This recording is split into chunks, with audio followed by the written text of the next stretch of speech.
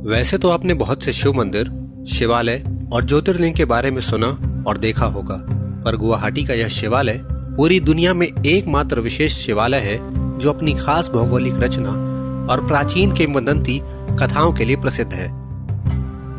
नमस्कार दोस्तों, स्वागत है आपका द बंजारा मैन में। और आज हम देखेंगे गुवाहाटी में ब्रह्मपुत्र नदी के बीचों बीच बना हुआ उमानंदा शिवालय।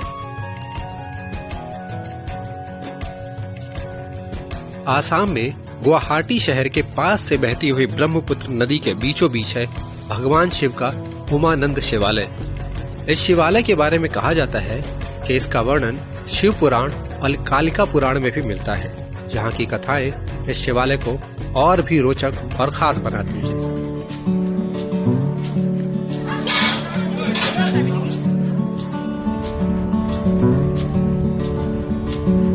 शिव पुराण और कालिका पुराण के अनुसार सृष्टि के आरंभ में ब्रह्मपुत्र नदी के बीचों बीच स्थित पहाड़ी पर भगवान शिव ध्यान में लीन थे। इसी समय कामदेव ने यहाँ आकर उनके ध्यान को भंग कर दिया था। भोलेनाथ के क्रोध से कामदेव जलकर भस्म हो गए थे। तभी से इस पहाड़ी को भस्मांचल के नाम से जाना जाने लगा।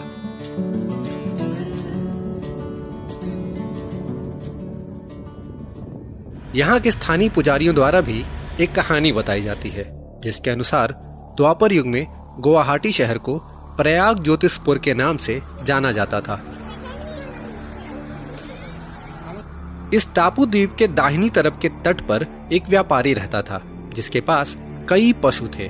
कहते हैं कि उसमें से एक कामधेनु गाय प्रतिदिन भस्मांचल पहाड़ी पर दूध देने आया करती थी। उत्सुकतावश उस व्यापारी ने उस गाय का पीछा किया और ये पाया कि गाय रोज एक बेल के पेड़ के नीचे ही आया करती है। ठीक उसी रात स्वप्न में व्यापारी को ईश्वरी दर्शन हुए और उसके स्वप्नानुसार पहाड़ी के बेल के पेड़ के नीचे एक शिवलिंग था, जिसको यथोचित विधि के अनुसार स्थापित किया जाए। कहते हैं कि उसी रात भयानक भूकंप से ब्रह्मपुत्र नदी के बहाव में परिवर्तन आया और भस्मांचल पहाड़ी चारों तरफ से ब्रह्मपुत्र नदी की जलधारा से घिर गई। जल का स्तर कम होने पर व्यापारी ने उस जगह पर आकर खुदाई की और शिवलिंग को पाया।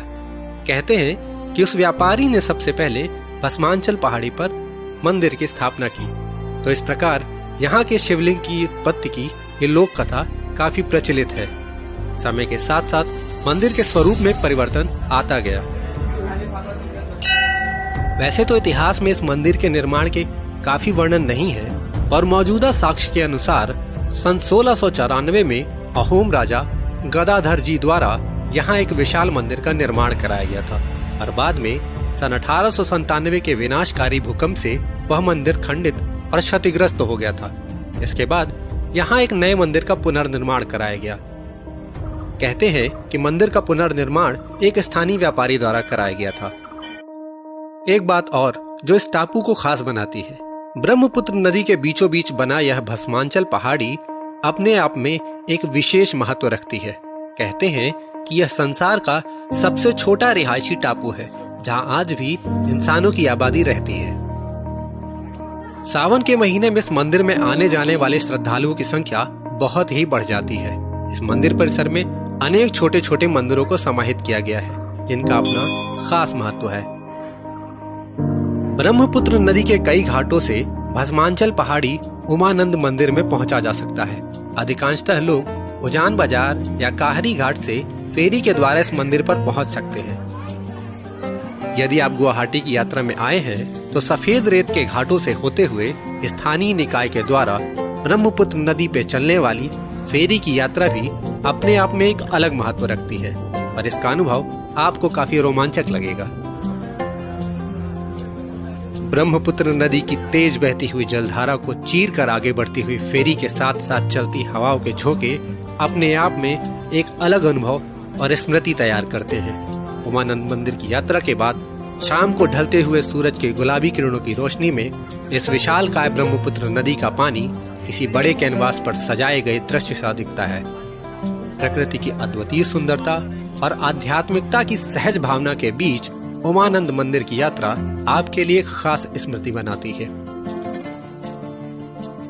क्योंकि यह मंदिर नदी के बीचों बीच अलग रूप से विशेष टापू पर बना है, इसलिए यहाँ दर्शन के लिए एक खास समय है। सामान्य तौर पर सूर्योदय से सूर्यास्त तक आप इस मंदिर के दर्शन कर सकते हैं। स्थानीय फेरी द्वारा एक विशेष समय सुझाया जाता है।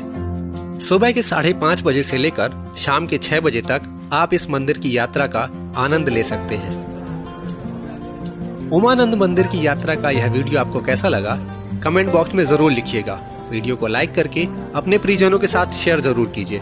यदि आप द बंजारा मैन चैनल पर पहली बार आए हैं तो चैनल को सब्सक्राइब करके बेल आइकॉन को जरूर दबाइएगा, ताकि जल्द ही नई नई जगहों के वीडियो आपको समय समय पर मिलते रहें।